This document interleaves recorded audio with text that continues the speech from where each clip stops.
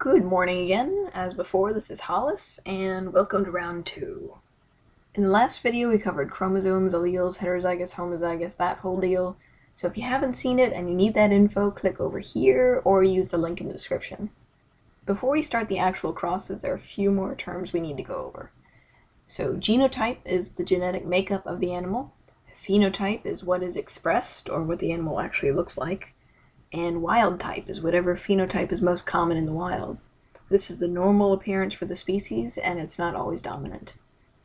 Let's say today you start a breeding project with the goal of creating blizzard leopard geckos. Keep in mind that we're using the blizzard morph because it's another completely recessive trait. So first you're going to need some geckos to start with, or a parental generation.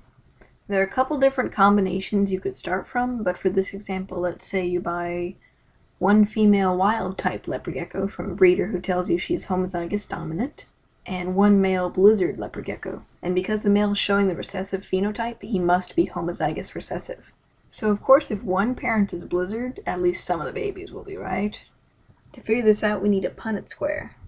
This is a pretty standard tool in genetics. On one side we fill in all the possible alleles the mother could contribute, and here are the possibilities from the father. Then combine them in the squares. This is to simulate each parent giving one of their 2 alleles to the offspring. This is telling us that every single one of these baby geckos will be heterozygous. Every one of them is going to be a carrier for the blizzard morph, but look completely normal. So with this particular cross, you're never going to get a blizzard gecko, but you will be 100% positive that those geckos produced are heterozygous, which can be pretty valuable. These are usually called 100% hets. This generation after the P generation is called F1. To get blizzard geckos, we need to go to F2. So in this cross, you take one of your grown heterozygous geckos from the last pairing and breed it to another gecko that is also heterozygous for the blizzard allele. We do the same thing in the Punnett Square, but with different alleles. This generation is F2, and you finally get some blizzard babies!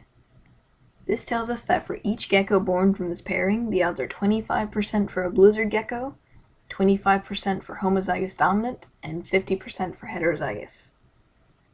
You can apply this to any pairing for a simple recessive dominant trait like the blizzard morph. Keep in mind though that not every morph is this straightforward. For now we're going to focus on these simple ones. So that's it. Next time we'll talk about double hets, and I'll be running a dihybrid cross. So for now, good luck!